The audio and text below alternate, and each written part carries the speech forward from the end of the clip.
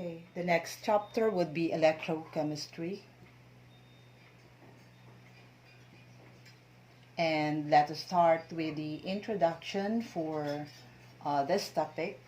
So, this is defined as the study of interconversion of electrical and chemical energy. So, study of interconversion of electrical and chemical energy. Okay, so electrochemistry would take place in an electrochemical cell or electrolytic cell. Okay, so it takes place in electrochemical cell, which may be voltaic cell or galvanic cell. And in this case, spontaneous reaction generates electrical energy. So we have spontaneous reactions generates electrical energy.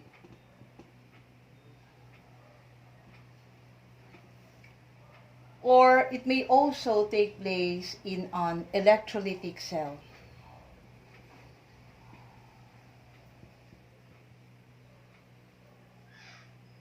Where electrical energy is used to bring about a non-spontaneous reaction. So in here we have electrical energy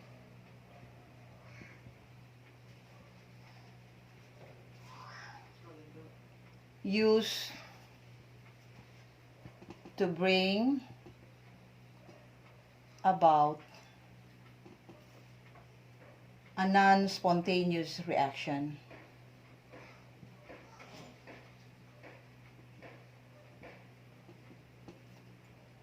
Okay, so we also have another term that should be defined. We have electrolysis.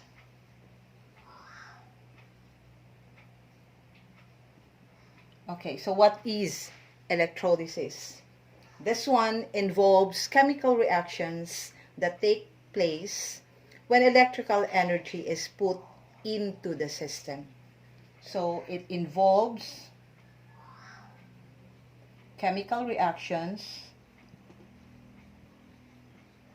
that takes place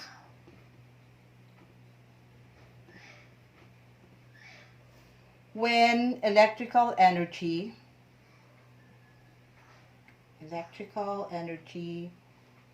is put into the system.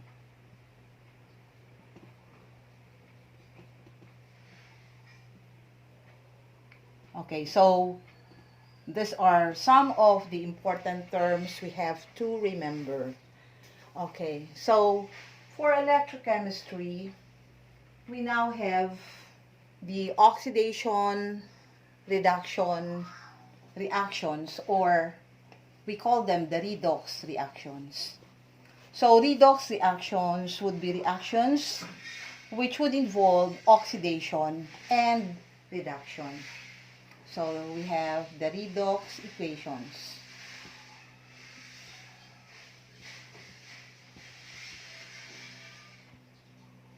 So these are equations which involves changes in oxidation numbers.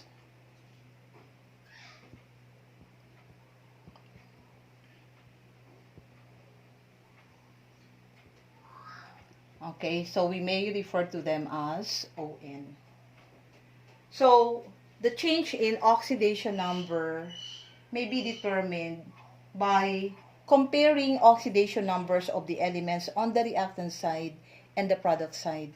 So check the elements which undergoes oxidation or reduction would be those which will have a change in oxidation number comparing the oxidation numbers on the reactant side and then the product side. So, you have to know oxidation numbers. So, how do we define oxidation numbers? Oxidation numbers would be charges assigned to an atom in a compound or a complex ion. So, these are the charges assigned to an atom in a compound or a complex ion. So, again, let us recall complex ion. Complex ions should be ions which would be composed of more than one atom. So, example for this, let's say you have SO4, charge is -2 or 2 minus. So, if you will notice, you either use SO4, 2 minus, or -2. That would be same. So, you can either have the plus or minus sign before or after the number, indicating the charge of the number. But most books would be using 2 minus, but conventional way of using would be -2 to indicate that it is a negative ion. So, most of the time when you have your writing down of formulas for combining the positive and negative ions, we always have the minus sign before the number. But it's okay to have it as 2 minus. Okay, so this is your example of a complex ion. This is your sulfate ion. And the charge of -2 is for the whole SO4, which is composed of 1 sulfur atom and 4 oxygen atoms. Okay, so for oxidation numbers, before we go to rules in determination of oxidation numbers, first would be for us to have the difference between oxidation and then reduction. So, first, let's have oxidation. So, we have oxidation and then reduction. Now, this is true, always true for all chemical reactions. If one undergoes oxidation, another substance or another element would undergo reduction. Okay, so oxidation would be that change which would involve increase in oxidation number. Okay, and if there is an increase in oxidation number, it becomes more positive. Increase in oxidation number means that it becomes more positive. So therefore, it involves loss of electrons. Now, reduction would be the opposite of oxidation. So reduction would therefore be that reaction which involves decrease in oxidation number. And if there is decrease in oxidation number, it becomes more negative. And so, you have gain of electrons.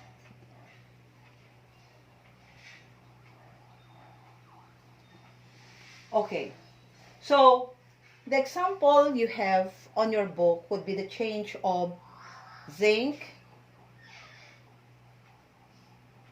to form the zinc ion. Okay, so the charge of zinc existing as a free element would be 0. So this is therefore 0 to +2. That is increase in oxidation number. So it involves loss of electrons. And where did we get the 2 electrons?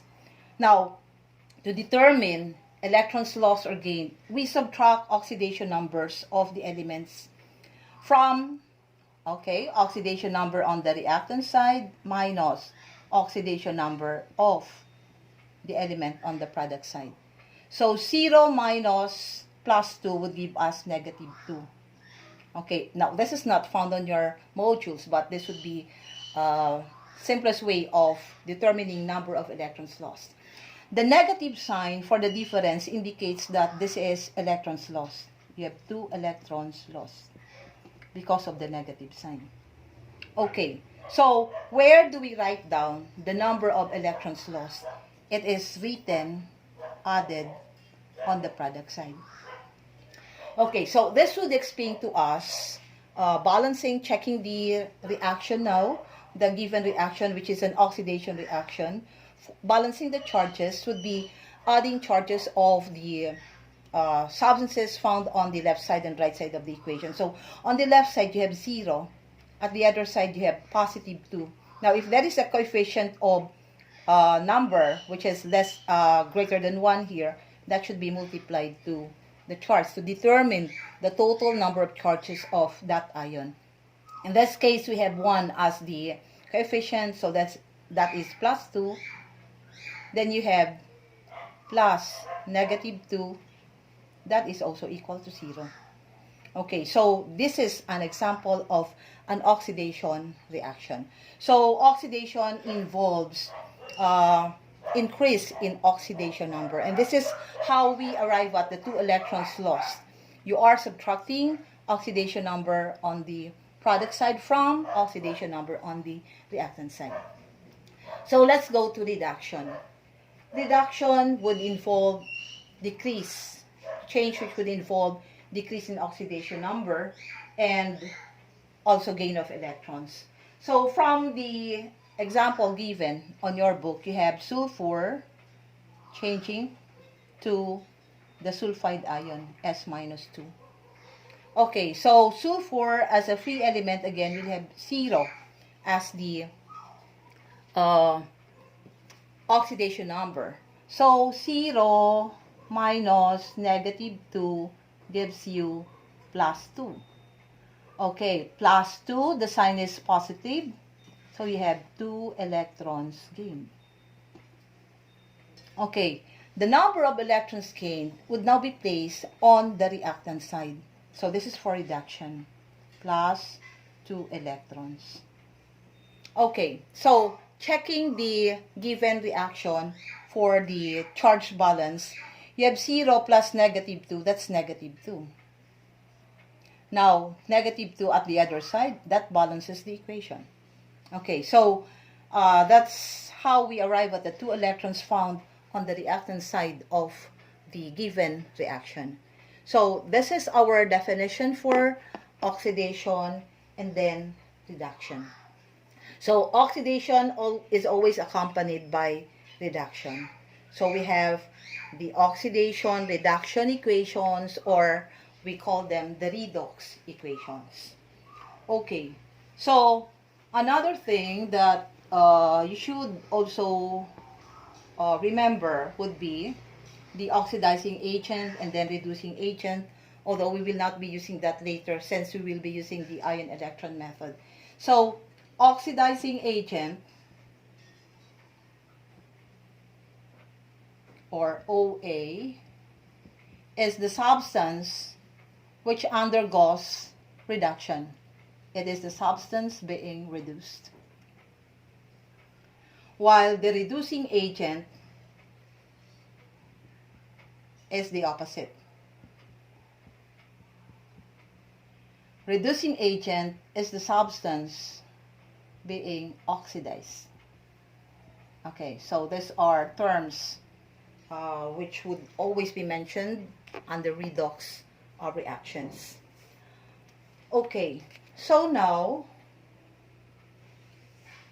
if we combine the two reactions, the two half reactions for zinc and then sulfur, then you have zinc plus sulfur forming your zinc sulfide. Okay, so applying oxidation and reduction. So we have 0 for zinc. We write down oxidation numbers of the elements. On top of their symbol, 0 for sulfur, because it is a free element also. Then from zinc sulfide, we make use of the charges of the elements as it appears in the formula. Now, this is actually composed of the zinc ion and then your sulfide ion. Now remember, in formula writing, when you have same numbers for the charges opposite in signs, when you write down the formula, by the crisscross method, if these two numbers are the same, we just assign one as the subscript.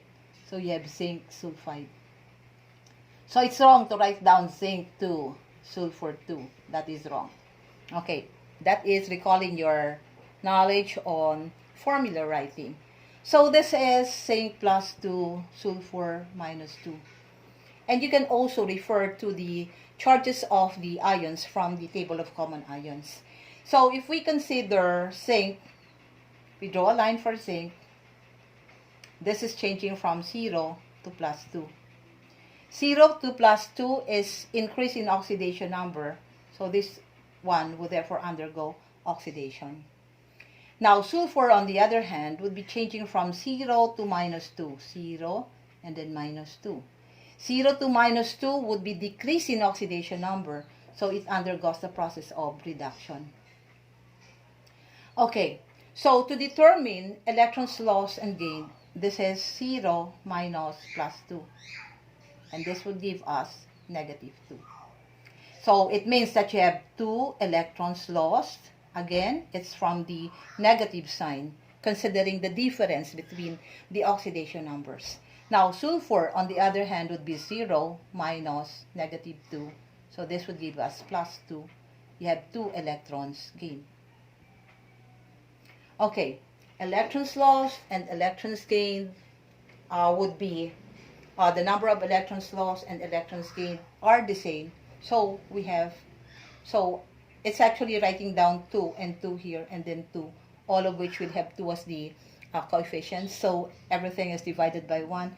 This is the final balance equation for the reaction of zinc and sulfur to form your zinc sulfide. So this is just an example of a redox reaction, indicating now the substances undergoing the reduction and oxidation process. So applying our definition for oxidizing agent and reducing agent, the one which undergoes oxidation would be our reducing agent. So this is our reducing agent. And the one which undergoes the reduction process would be our oxidizing agent. Okay, so oxidizing agent and reducing agent would be those on the reactant side, because they are the ones undergoing these processes. Okay, so what is important here would be for you to know how to determine oxidation numbers. And in your module, you have the rules followed in determination of oxidation numbers. Okay, so what's the first rule? Now, oxidation numbers of elements. Okay, so for oxidation numbers, if it is a free element, or it is in the uncombined state, just like our zinc and then sulfur, the oxidation number is equal to 0. So what is our example for this? You have zinc, you have Na, or carbon. Those existing as a free element or the uncombined state of that element. And we may also include the diatomic molecules. Now, diatomic molecules found in your reaction will have oxidation numbers equal to 0 also. So, what is our example for this? You have your O2, N2, H2, you have Cl2, Br2, F2, I2. Now, these are the only 7 elements which exist as diatomic molecules. All of them will have oxidation number equal to 0. Now, the second rule would be oxidation number of an ion is the same as the charge of that ion. So, for an ion, oxidation number is equal to the charge of the ion. So what is your example here? So let's say you have Fe plus 3 found in your